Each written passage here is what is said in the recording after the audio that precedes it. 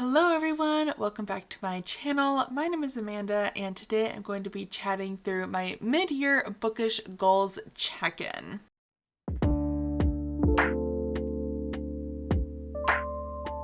So this video is coming out later than I meant to, whoops, but I have been procrastinating on filming these sit-down videos recently, so let's try to not do that, okay? I just have a hard time with doing sit-down videos sometimes, so I procrastinate. But in today's video, we're going to be rewatching my goals video that I made at the beginning of the year, kind of reacting to it, talking about the goals that I had mentioned in that video that I wanted to focus on for 2024, see what I'm doing really good at, what I need to work on for the rest of the year, and all of that. So if time permits, I will try to do the mid-year book freakout tag. I did not prepare anything for that video, so it's just gonna be like answers off the top of my head, like I didn't write anything out. So we'll see how long it takes me to get through my goals video and all of that, but I may also tack on the mid-year book freakout tag. So without further ado, let's get to rewatching. Hello friends, welcome back to my channel. My name is Amanda and today we're going to be chatting through some goals that I have for 2024. So since I've been on BookTube, I've been setting my Goodreads reading challenge at 100 books. So when I first joined BookTube, I was reading between maybe 50 to 60 books or less a year, and since I've joined, I've been reading over 100 books a year. But for the past couple of years, I have not really been enjoying my reading years. Like, I feel like the books that I'm consuming are not the greatest, and I feel like I'm just constantly pushing myself to always be reading something. Always, like whether it be an audiobook, an ebook, a physical book, anything and everything, I have to be reading at all times, which is just not realistic, especially because I am working full-time now and I have other hobbies that I'm really interested in outside of reading that I want to put time into as well. So for the first time ever, I'm a little nervous to do this, but I'm going to be setting my Goodreads reading challenge at 1 book. I completely agree with past me. I feel like I've been doing a pretty decent job of that goal, and I've obviously surpassed reading 1 book, but I'm really happy that I've been focusing so much on mood reading and reading when I feel like it. And I feel like that's really seen in the quality of the books that I've been reading, because I think I've been giving out more 4 and 5 stars than I have in a long time. So let's actually look at my reading stats tracker really quick. So there are some July books on here as well, but I have 11 4 stars, I have 3 2 stars, 8 2.5 stars, 12 3 stars, 17 3.5 stars, which I think I just lumped into 3 stars, 11 4 stars, 9 4.5 stars, and 7 5-star reads. So 10% of my reading has been 5 stars, which is pretty great. So I feel like mood reading is really helping me read things that I'm more excited about. So that's great. Glad I've actually been doing that. Another big goal of mine is to focus on finishing series. There are several series that I'm in the middle of. There's actually a ton of series I'm in the middle of or that I own. I think I've actually been doing pretty good at finishing series. So looking at my series tracker, I have 23 ongoing series, but I'm caught up on 14 of those 23 series. So really I have 9 series that I'm currently working on that are either still being written or series that I really need to catch up on. So that is not bad. I also went through and DNF'd a ton of series that I know I'm just not going to read anymore. I have lost interest in. So I'm really happy with this. 9 series that I need to finish is fantastic. So the ones that I'm caught up on, there's no more books that I can read from. So those 9 series are ones that have books out that I should be reading. So that is amazing. I love being in the 1 digits for that. So yes, I've been doing really, really good with reading series, finishing series. I'm hoping to keep doing that for the rest of the year. As always, I'm going to focus as much as I possibly can on physical books that I already own. I feel like I really got out of hand with book buying this year, and I just bought a lot of books in 2023, and I just feel like I was buying books for the sake of buying books. So I'd really like to just focus on my physical TBR as much as I can. I forgot to mention at the beginning of this video that I do have the window open because it is quite hot in here. So apologies for any planes going over. But yes, I have gotten my physical TBR down significantly, mainly because I DNF'd a lot of the books that are on my physical TBR, which may seem like I'm cheating in that department, but honestly, I just went through the books that I have. I have a tracker website called Libib that I use to put all my books in and track them. So I went through and marked a bunch of books completed, even if I haven't read them, because I have simply lost interest in them, but I'm not quite ready to get rid of these books. So they're just books that I'm not interested in reading anymore, but they're books that I do still own physically. They're just not on my physical TBR anymore, if that makes sense. So I think currently I have less than 100 books on my physical TBR, which is absolutely incredible. So let me double check that number really quick. Yeah, I have exactly 90 books on my physical TBR. So those are 90 books that I am very interested in, that I will be reading. And honestly, a good chunk of those is Robin Hobb, which I did mention in my series portion of this video that I kind of skipped over, but I did say I wanted to read all of Robin Hobb's books that I still had to read this year. That's not gonna happen. I can tell you that right now. It's not gonna happen. But I do hope to start Fool's Errand in August, is what I'm hoping to kind of kickstart back my Robin Hobb journey and get back into it. I've just been really scared to continue because I know that the last book is gonna absolutely emotionally destroy me and no other book is gonna be as good as that. So I've been scared to read it, but it's got to happen at some point, and I can't keep procrastinating because Robin Hobb is such a master of her art and I need to read her books. So hopefully I will be continuing with my Robin Hobb journey in August, and that'll get down the physical TBR as well. And the last little bookish goal that I have is to challenge myself to read at least one Kindle Unlimited book every single month. I feel like I've done pretty well at this. Let me grab my reading journal. I have been tracking this in my reading journal to see if I've been sticking to that. So it looks like I have read a Kindle Unlimited book, at least one, every single month but February.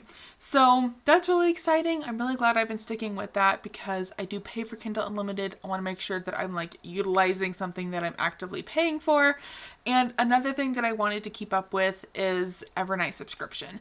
So I am currently subscribed to Evernight, which is the horror book subscription from Illumicrate, and I have read everything that they have put out and I've received. So really glad I'm sticking with that, and I have since canceled my other Illumicrate subscription, so I have no other subscription books besides Evernight. So that is it. Those are all of the goals that I had mentioned in my video at the beginning of the year. I'm really happy that I'm actually sticking with those goals.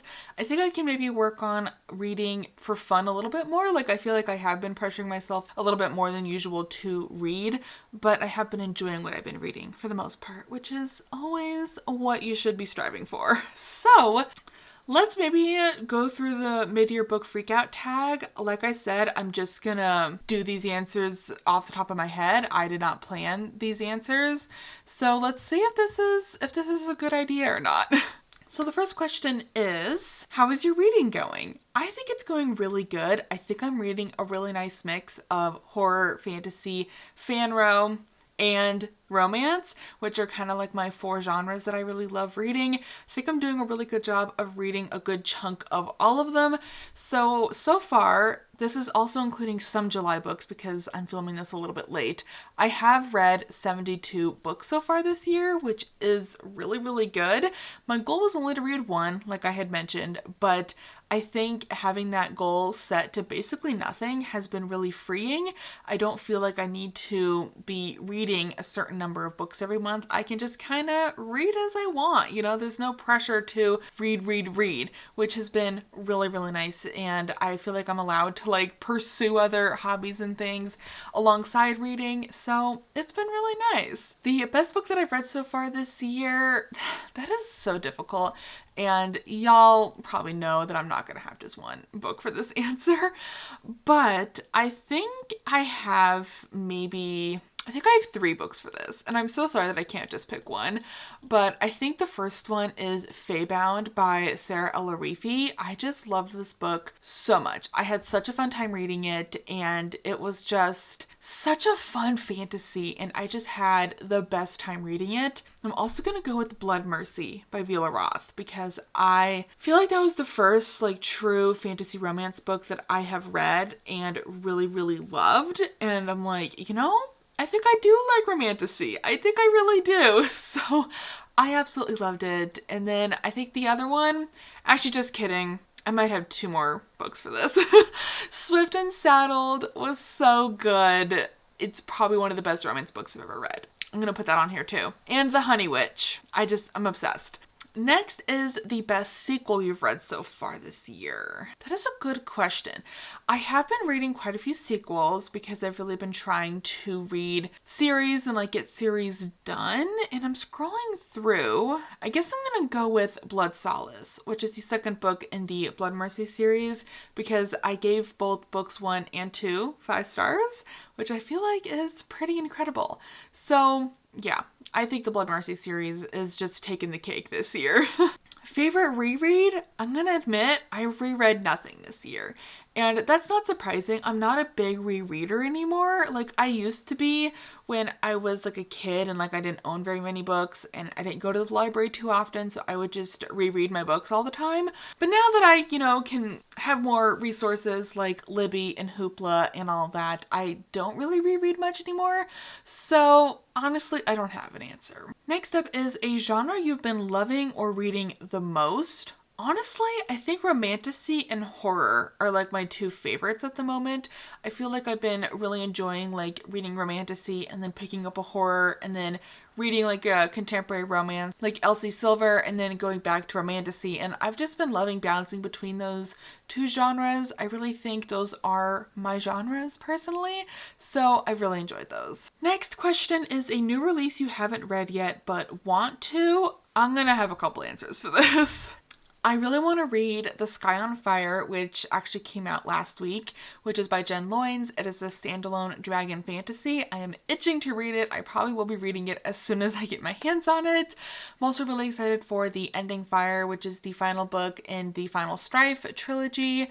And yeah, those are the ones that I'm really excited about that are coming out this year. There's a couple of 2025 releases, but those aren't coming out for a while. Next up is most anticipated release for the second half of the year. Well, I guess just repeat of what I just said, because those are books that are coming out in the later half of the year. Biggest disappointment this year. Oh my gosh. I feel like I have a couple. I think I specifically have 2. And the first one is The Familiar by Leigh Bardugo. I was going into this book expecting it to be a new all-time favorite book, and it was just really boring to me. Like, I just was not expecting that from Leigh Bardugo. Like, the writing was great, but I just didn't care about the characters, and the plot was boring, and it didn't feel like the same author, and I just wasn't much of a fan. So I'd say that one is disappointing. I was also really disappointed by Iron Flame, which I feel like I shouldn't be, because I don't know, it felt very rushed. Like, this book was pushed too quickly to be published. So hoping that book 3 is better, but I'm not gonna hold my breath. Next up is the biggest surprise this year, and I'm gonna say cowboy romance in general. Okay, I was not expecting to be so obsessed with cowboy romance. I read Done and Dusted, Off to the Races, Swift and Saddled, and they're all just incredible. And I think that's the only kind of contemporary romance I want to read now, is cowboy yeehaw romance. And Off to the Races, I technically would say is more like horse girl romance. It's more involving like racetrack racing rather than like cowboys on a ranch, but I still think that applies. Like anything with the horses and contemporary romance, I'm obsessed with. So if you have any specific recs of like cowboy or horse girl romance, I would love to know. Please tell me, because it is my favorite so far. Like, that's been the biggest surprise for me, is loving cowboy yeehaw romance. Next up is a favorite new author, either debut or new to you. I think I want to say Elsie Silver or Lila Sage, because I've read a handful of books by both of these authors this year, which I've never read from before, and I have loved their books a lot. And I think they have really solidified themselves as my go-to romance girlies, so I'm gonna go with that. Next up is newest favorite character, and I always kind of struggle with like character questions. As much as I am a character-driven reader, I have a hard time like picking out one person who's like my favorite, but I guess I'll go with Astrid Parker from Astrid Parker Doesn't Fail, just because I see so much of myself in her, and I did cry a little bit reading this book, and because it kind of hit close to home, and I just really loved Astrid and her journey, and I just really enjoyed her character, so I'm gonna go with that. A book that made you cry, I feel like there's a couple actually. So I did cry a little bit at Astrid Parker Doesn't Fail, and I did cry a little bit at Swift and Saddled as well, because I also really related with our main character in that book. So I think that's it for books that I cried over. So I think those two are the only ones, and I find it funny or like a little interesting that like they're romance books that I'm like crying over. But I don't know, maybe I'm in my romance girly era. I don't know. The next question is a book that made you happy. There's a lot, honestly. I'm gonna go with The Front Runner by Elsie Silver. I just had the best time reading this, and I was so giddy reading this. And I think Elsie Silver is just really cementing herself as like that girl. Like, she is truly the author for me when it comes to romance, because she writes these characters so well, and I just love them, and I love it. I just love it. Like, I need all of her books to be adapted into movies, like, as soon as possible. The next question is the most beautiful book you've bought so far this year or received? Oh my gosh. I don't know. I'm gonna maybe go with When the Moon Hatched, because that book is stunning. Like, it is so pretty. Like, the cover is just gorgeous, and I can't wait to read it. I hope I love it. The next question is, what books do you need to read by the end of the year? I honestly do have a pretty decent list of books that I'd like to get through. Mainly, I want to kickstart my Robin Hobb again, like I mentioned. So, hoping to get through some Robin Hobb before the end of the year. Also hoping to keep up with Brandy Sandy Long, which I've been doing pretty good at. So, I think we're just going to keep trucking through Stormlight Archive. So, I'd like to get through maybe 2 more books in that series by the end of the year. I also want to keep working on my Our Fantasy bingo board. I have quite a few books left on that to read, so if I could just keep making progress on that, that would be incredible. And I'm just hoping to read more Elsie Silver. Like, I'm hoping to read one of her books every single month, and I also hope to reread all of the Bone Season rewritten books, and I'd like to do that before book 6 comes out next year. So I'm hoping to do that, at least get started on my reread of the Bone Season, specifically the rewritten editions.